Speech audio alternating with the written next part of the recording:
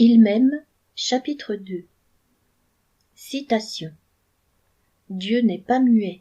La parole est sortie non pas d'un tourbillon de vent, mais du pharynx humain d'un juif palestinien.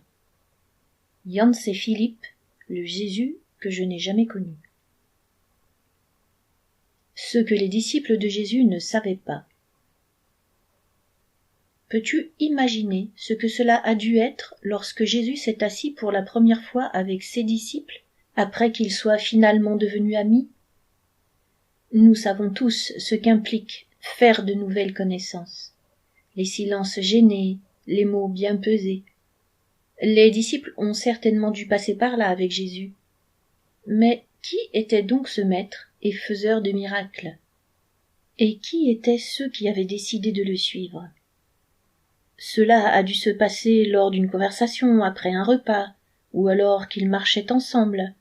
Mais à un moment donné, ils ont dû se sentir suffisamment en sécurité, les uns avec les autres, pour baisser leur garde. Plus de mots mesurés, ou de tentatives pour impressionner les autres. Ils se sont laissés aller dans leur amitié naissante, la liberté d'être honnête, de rire, de poser des questions idiotes, et d'être à l'aise dans la présence des autres. Quant à Jésus, qu'a-t-il lui-même ressenti de tout cela? N'était-ce pas ce qu'il avait toujours désiré? Pour la première fois depuis ce jour dramatique dans le jardin d'Éden, Dieu était assis avec des personnes qu'il aimait et qui n'éprouvaient aucune crainte panique à son égard. Pendant des siècles, tous s'étaient tenus à distance de Dieu, honteux de leurs péchés et intimidés par sa sainteté. À part quelques exceptions, personne ne voulait avoir affaire avec la présence immédiate de Dieu. Quand le mont Sinaï a tremblé avec des tonnerres et des tremblements de terre, le peuple a supplié Moïse d'aller rencontrer Dieu en leur faveur. Dieu était quelqu'un de terrifiant. Être en sécurité en sa présence était impensable. Mais Dieu n'avait jamais voulu cela. Son plan de restauration, de communion avec les humains, communion qu'Adam et Ève avaient perdue lors de leur chute, ce plan était en train de se dévoiler. En Jésus, il pouvait s'asseoir avec des êtres qu'il aimait, et qui se sentaient assez en sécurité pour pouvoir avoir une vraie conversation avec lui. Quel moment incroyable cela a dû être pour Jésus. Bien sûr, cela est devenu possible parce qu'il n'avait aucune idée du fait que c'était Dieu qui arrangeait le feu alors qu'ils s'asseyaient et riaient ensemble. Nous savons maintenant que Jésus était l'incarnation de Dieu sur terre, mais eux n'en avaient aucune idée. Cela faisait toute la différence. Dieu se déguise. J'aime arriver à l'avance aux endroits où je suis invité comme orateur. Je peux ainsi rencontrer ceux qui m'ont invité, et j'ai du temps pour discuter avec les personnes qui arrivent. Je me présente toujours avec mon seul prénom, et je ne dis jamais que je suis l'orateur. De façon surprenante, peu de personnes le devinent, et je peux donc avoir de vraies conversations avant mon intervention. J'ai remarqué que les participants me traitent différemment avant d'apprendre que je suis l'orateur ou l'auteur étranger. Ils sont alors bien plus eux-mêmes, prêts à parler librement de leur vie et de leurs aspirations. Une fois qu'ils découvrent qui je suis, ils deviennent beaucoup plus prudents et inhibés, et préfèrent orienter la conversation sur moi et mon travail. Savoir qui je suis détruit la communication que j'aime avoir avec les autres. Je dois admettre que cela peut être trompeur. J'ai vu des personnes près de moi devenir très gênées quand elles comprenaient qui j'étais. Certaines venaient s'excuser après coup parce qu'elles n'avaient pas réalisé qui j'étais, et pensaient m'avoir ennuyée avec leurs histoires d'enfants et de travail, comme si ces sujets étaient devenus insignifiants à la personne que je suis. Je leur fais alors remarquer que c'est moi qui ai posé les questions, et que je ne l'aurais pas fait si ces sujets ne m'intéressaient pas. Une fois que les gens me mettent dans le rôle de l'orateur invité, il m'est difficile d'en sortir. Il faut habituellement un long moment pour qu'ils se laissent aller et que je puisse être pour eux le frère en Christ que je suis réellement. Aussi limité que soit ce rôle pour moi, je me méfie du fait que celui dans lequel nous enfermons Dieu est bien pire.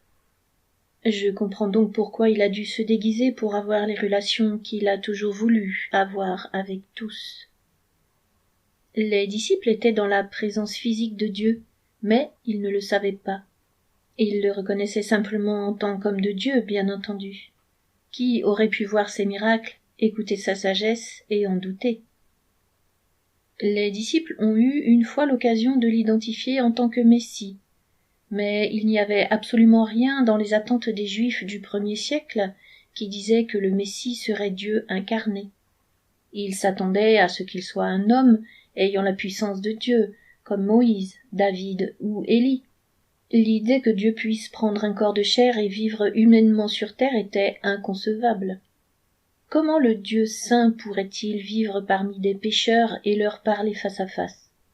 Leur histoire racontait ces instants où la présence de Dieu était manifeste devant son peuple. Même les plus justes tombaient face contre terre dans la crainte, et les plus méchants mouraient.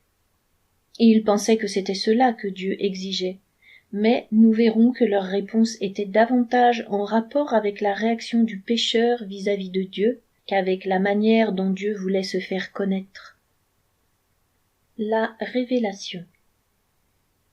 Ainsi, Dieu s'est déguisé, d'abord comme bébé dans une mangeoire, puis comme un jeune garçon grandissant à Nazareth, et finalement en jeune homme parcourant les vallées de Galilée. Comme personne n'imaginait que Dieu était venu vivre parmi eux, ceux qui le côtoyaient étaient sans crainte et ne se comportaient pas bizarrement avec lui. Pour la première fois depuis le jardin d'Éden, Dieu vivait parmi son peuple comme il l'avait toujours désiré. Les vies brisées étaient non pas repoussées, mais attirées à lui. Ceux qui le suivaient étaient en sécurité en sa présence. Ils pouvaient être eux-mêmes, y compris quand leur soif de pouvoir ou leur arrogance était mise en lumière. Dieu pouvait maintenant expérimenter la relation qu'il avait toujours voulu avoir avec son peuple. Les disciples n'avaient aucune idée de qui était Jésus, même juste avant sa crucifixion. Il le dit lui-même pendant le dernier souper. « Si vous me connaissiez, vous connaîtriez aussi mon Père. » Et quand les disciples lui ont posé des questions à ce sujet, ce qui démontrait qu'il n'avait aucune idée de qui est le Père, il a été encore plus clair. Citation. « Il y a si longtemps que je suis avec vous, et tu ne me connais pas. Celui qui m'a vu a vu le Père. Comment peux-tu dire « Montre-nous le Père » Jean 14, versets 7 à 9. À ce moment-là, il voulait qu'il sache. Le déguisement allait tomber. Citation. « Ne crois-tu pas que je suis dans le Père et que le Père est en moi ?» Quelques heures plus tard, il allait leur être enlevé, torturé et exécuté. La prochaine fois que les disciples le verraient, il serait le Christ ressuscité. Il n'y aurait alors plus rien pour cacher qui il était vraiment. Comment les disciples réagiraient-ils alors? Se mettraient-ils à trembler de peur devant sa majesté? Jésus ne voulait pas que la relation qu'il avait cultivée avec eux soit détruite, mais qu'au contraire elle grandisse. Ces paroles dans la chambre haute devaient les aider à passer d'une relation qu'ils avaient expérimentée avec Jésus dans la chair à une relation avec le Père qu'ils ne connaissaient pas encore, avec le Christ d'après la résurrection, et avec le Saint-Esprit. Au lieu d'être avec eux dans la chair, Dieu viendrait et habiterait en eux. Non seulement la relation continuerait, mais Jésus leur dit qu'elle serait meilleure que ce qu'ils avaient déjà expérimenté avec lui. Citation. « En ce jour-là, vous comprendrez que je vis dans mon Père, et que vous vivez en moi, et que je vis en vous. » Jean 14, 20. Relisez ces paroles. Juste après leur avoir dit qu'il était un avec le Père parce que le Père était en lui, il les invite à la même relation. Vous serez en moi et je serai en vous. Par ces simples mots, Jésus nous révèle le désir de Dieu dès le premier jour de la création. Inviter des hommes et des femmes dans cette relation que Dieu a avec son Fils de toute éternité. C'était comme s'il ne pouvait garder pour eux la joie, l'amour, la gloire et la confiance qu'ils avaient toujours partagés.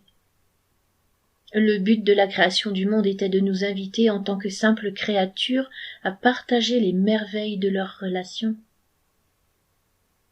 Image de tendresse. L'amitié que Jésus a partagée avec ses disciples est le modèle de la relation qu'il veut avoir avec toi. Il veut être la voix qui te dirige en toute situation, la paix qui tranquillise ton cœur dans l'inquiétude et la puissance qui te tient debout dans la tempête. Il veut être plus proche que ton meilleur ami et plus fidèle que n'importe qui d'autre. Je sais que cela semble absurde. Comment un simple humain pourrait-il jouir d'une telle amitié avec le Dieu Tout-Puissant, créateur de l'univers? Comment puis-je oser penser qu'il voudrait me connaître et s'occuper des détails de ma vie? Ne serait-ce pas présomptueux d'imaginer que ce Dieu prendrait du plaisir en moi, alors même que je suis toujours en train de lutter avec les échecs de ma chair? Ce raisonnement serait vrai si ce n'était pas sa propre idée. Dieu lui-même propose d'être notre Père aimant, partageant sa vie avec nous comme aucun père terrestre n'arrivera jamais à le faire.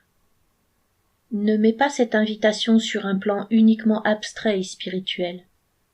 Quand la parole nous parle de la relation que Dieu veut avoir avec nous, elle utilise les images les plus tendres de notre monde.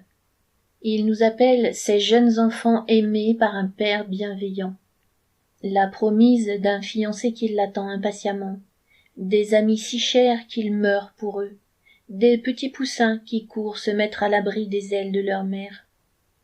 Il est indiscutablement sérieux quand il s'agit de l'intimité et de la sécurité d'une relation avec lui, basée sur l'amour et la confiance.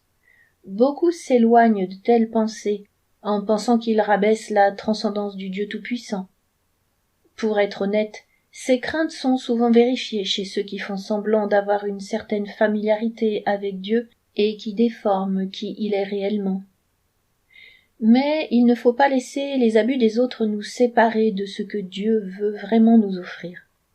Nous verrons que d'avoir une relation de vraie amitié avec le Dieu vivant ne diminue en rien qui il est. Cela ne le rabaisse pas à notre niveau, ni ne nous autorise à le banaliser. Au contraire, cela définit sa paternité avec encore plus de grandeur.